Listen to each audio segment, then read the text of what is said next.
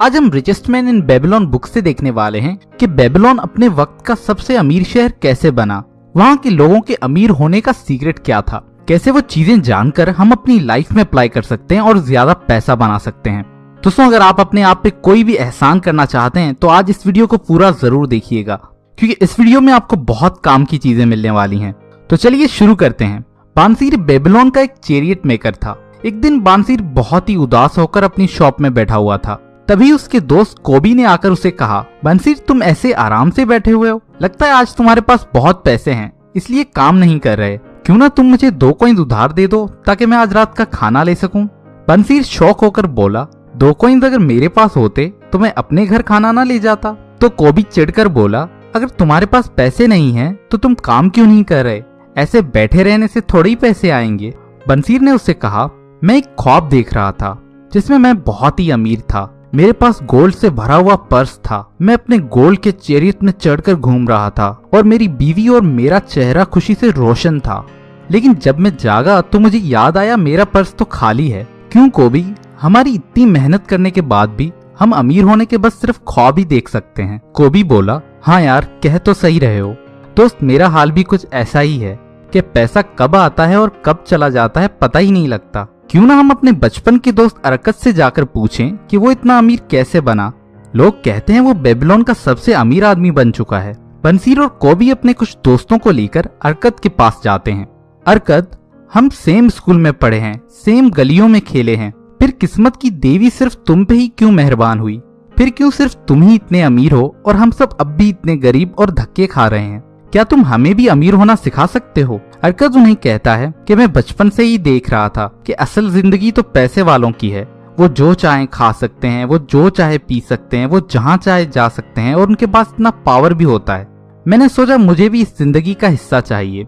मुझे ये अच्छी तरह पता था कि एक गरीब दुकानदार का बेटा होने के नाते मुझे विरासत में तो कोई जायदाद नहीं मिलने वाली, तो मुझे खुद ही अपने लिए दौलत बनानी पड़ेगी। लेकिन मैंने रियलाइज किया अगर मुझे दौलत कमानी है तो उसमें टाइम और पढ़ाई दोनों लगेंगे। टाइम तो हर किसी के पास होता ही है। पढ़ाई के बारे में तुम्हें याद है हमारे टीचर ने हमें क्या बताया था?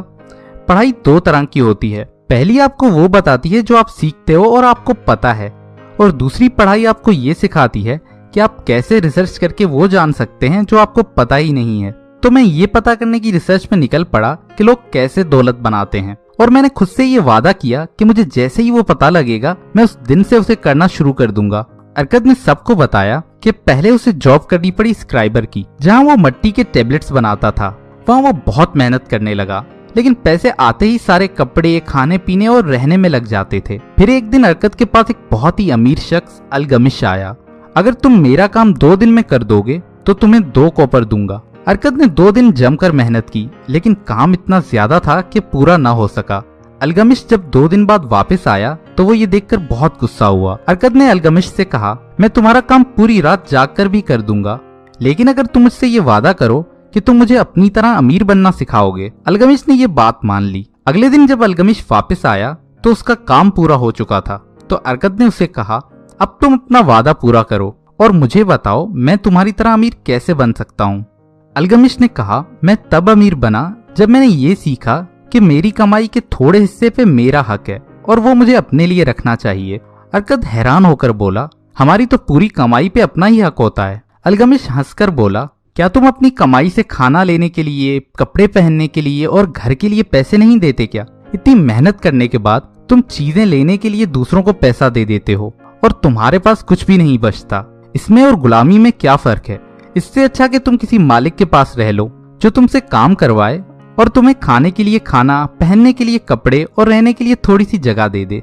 अरकत, अगर तुम्हें सच में अमीर होना है तो तुम्हें कम से कम अपनी कमाई का 10वां हिस्सा हमेशा सेव करना पड़ेगा, ताकि तुम उसे आगे इन्वेस्ट करके उससे अमीर बन सको। दौलत भी एक पेड़ की तरह ही होती है जिसका बीज तुम्हारी सेविंग्स होती हैं। तुम आज ये बीज लगाओगे तभी जाकर तुम्हारी सेविंग्स का पेड़ बड़ा होगा। ये कहकर अलगमिश वहाँ से चला गया। 1 साल गुजर जाने के बाद जब अलगमिश वापस आया तो उसने अरकत से आकर पूछा, हाँ अरकत, क्या तुम अपने आप को अपनी कमाई का 10वां हिस्सा दे रहे हो? अरकत ने कहा, हाँ, मैं हर दिन अपनी कमाई का 10वां हिस्सा बचा लेता हूँ। अलगमिश ने पूछा कि फिर तुम उस पैसे का क्या करते हो? अरकत ने कहा, मैंने वो पैसे जमाल ईंट बनाने वाले को दे दिए हैं, वो किसी बाहर के मुल्क गया है, वो वहाँ से जूल लेकर आएगा जो हम यहाँ दुगने दाम बेचकर उससे प्रॉफिट कमाएंगे। अल्गमिश हंसकर बोला, हर बेवकूफ कभी ना कभी तो सीखता है। ये तुमने क्या बेवकूफी की हरकत, तुमने तो अपने बीज को ही खत्म कर दिया। तुम मुझे ये बताओ, जब तुम बीमार होते हो तो तुम डॉक्टर के पास जाते हो या हलवाई के पास? अरकत बोला, बिल्कुल डॉक्टर के पास। तो अल्गमिश ने कहा, फिर क्यों अरकत, तुमने जूल लेने के लिए अपने पैसे एक ईंटें बनाने वाले को दे दिए। अगर तुम्हें जूल का बिजनेस करना है तो तुम्हें एक ज्वेलर से सलाह लेनी चाहिए। हमेशा किसी भी काम के लिए उस फील्ड के एक्सपर्ट से ही एडवाइस लेनी चाहिए। चलो कोई बात नहीं, अब दोबारा सेव करना शुरू करो और इस बार जरा अक्लमंदी से इन्वेस्ट करना। अल्गमिश फिर जब 1 साल बाद वापस आया तो अरकत ने कहा, मैंने इस बार भी अच्छे से अपनी कमाई का 10वां हिस्सा सेव किया और मैंने वो पैसे अपने दोस्त को ब्रॉन्ज खरीदने के लिए दिए हैं जो उनकी शील्ड्स बनाकर बेचता है और उससे हुए प्रॉफिट का थोड़ा हिस्सा मुझे भी देता है। अल्गमिश ने कहा, बहुत ही अच्छे, फिर तुम उन पैसों का क्या करते हो? अरकत ने जवाब दिया, मैं उन पैसों का आलीशान खाना खाता हूँ। तो अल्गमिश ने उससे कहा, ये तुम क्या कर रहे हो? तुम अपनी कमाई के बच्चों को ही खा रहे हो। ऐसा करोगे तो तुम्हारी कमाई के बच्चे और उनके बच्चों के भी बच्चे तुम्हारे लिए कैसे काम करेंगे? अरकत, अगर तुम्हें वाकई में अमीर होना है तो अपनी कमाई के पेड़ को बड़ा होने से पहले मत काटो। अपनी सेविंग्स की कमाई को दोबारा वापस इन्वेस्ट करो ताकि तुम्हारी कमाई और उनके बच्चे और उनके बच्चों के भी बच्चे तुम्हारे लिए कमाते रहें। तब तक खर्चा करना शुरू मत करो जब तक तुम्हारे पास अच्छी खासी दौलत आ जाए और तुम्हारी दौलत का पेड़ इतना बड़ा हो जाए कि तुम बस उसके फ्रूट से ही आलीशान जिंदगी गुजार सको। फिर अल्गमिश कुछ सालों बाद वापस आया। क्या अरकत, तुम उतने अमीर हो गए जितना तुम चाहते थे? अरकत ने जवाब दिया, उतना तो नहीं जितनी मेरी ख्वाहिश है, लेकिन फिर भी काफी दौलत आ गई है। अल्गमिश ने उससे पूछा, क्या तुम अब भी ईंटें बनाने वालों से एडवाइस लेते हो? अरकत ने कहा, हाँ, लेकिन वो सिर्फ ईंटों के बारे में अच्छी एडवाइस देते हैं। अल्गमिश ने कहा, तुम दौलत बनाने के सारे गुण बहुत अच्छी तरह सीख चुके हो। मैं बूढ़ा हो रहा हूँ और मेरे बहुत सारे कारोबार हैं। मेरे बच्चों को तो सिवाय खर्चे के कुछ सूझता ही नहीं है। अगर तुम मेरी जमीनों को जाकर संभालो तो मैं तुम्हें उसमें अपना पार्टनर बना दूंगा। अरकत ने वो ऑफर एक्सेप्ट कर ली और अपने सीखे हुए सारे तरीकों से वहाँ उन जमीनों को ऐसे चलाया कि थोड़े ही टाइम में बहुत सारे पैसे बना लिए और अपनी वसीयत में अल्गमिश उसे अपनी जमीनों का हिस्सा देकर गया और उसी तरह ही अपने हिस्से को आगे इन्वेस्ट करके अरकत अब बेबीलोन का सबसे अमीर आदमी बन गया था। दोस्तों, आइए अब इस स्टोरी को सम अप करते हैं। ये स्टोरी हमें 3 चीजें सिखाती है। अगर हम जॉब या बिजनेस करके सारे पैसे ही खर्च कर देंगे तो हम कभी भी अमीर नहीं हो सकते। अमीर होने के लिए हमें उस कमाई का कुछ हिस्सा अपने आप को आजाद करवाने के लिए सेव करना पड़ेगा। वो हिस्सा कम से कम हमारी कमाई का 10% होना चाहिए।